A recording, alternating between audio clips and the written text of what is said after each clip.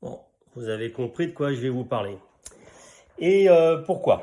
Parce que Éric Jean-Jean a fait une belle petite chronique pour raconter la reprise d'Elton John de Candle in the Wind pour la mort de Lady Di, et ça m'a fait penser à deux histoires de bagnole autour de la mort de Lady Di.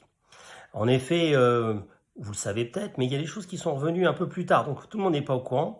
La classe S qui la trimballait était une grosse épave, je vais vous raconter quoi. Et puis la Fiat Uno que la Mercedes a percuté légèrement, qui l'a déstabilisé, qui a fait qu'elle a fini dans un pilier. Là, cette superbe Uno blanche que l'on cherchait, eh ben, elle avait été retrouvée et elle était devenue rouge. Donc je reprends dans l'ordre. La princesse de Galles part du Ritz dans une Mercedes classe S 280 avec à son volant un chauffeur qui un peu dépressif et sous des antidépresseurs, et puis il a un petit peu picolé, parce qu'il n'est pas prévu de trimballer la princesse de Galles. Donc notre Henri Paul conduit, roule vite, et en passant sous le funeste tunnel, eh bien il touche une Fiat Uno blanche. Et ça le déstabilise et il va s'écraser contre le pilier. Pourquoi la voiture elle est particulièrement facile à être déstabilisée?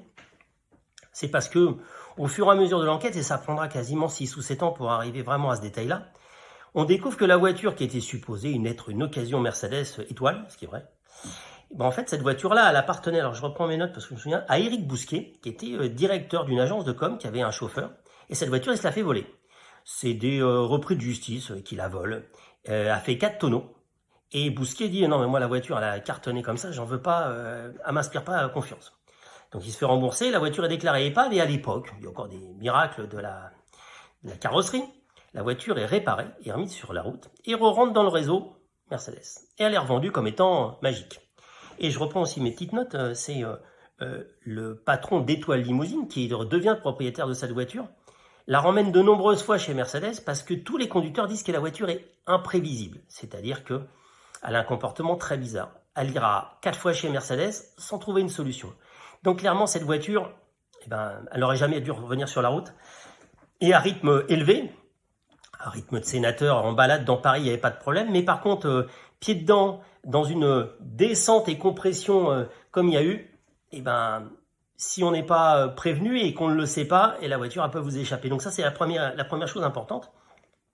Et puis la deuxième, c'est la célèbre Fiat Uno blanche qu'ils ont cherché. Et la police l'a cherché et a fini, à force de ratisser, de rechercher, de retrouver. Et cette voiture, elle appartient, pareil, je suis sur mes petites notes, à un jeune homme qui s'appelle Levantan, et qui, à ce moment-là, quand il est percuté par la Mercedes, s'enfuit parce qu'il est inquiet, voilà, sans que ça soit de sa faute, il s'enfuit. Et il contacte son cousin en lui demandant, s'il te plaît, repeins-moi la voiture. Et il repeint la voiture en rouge.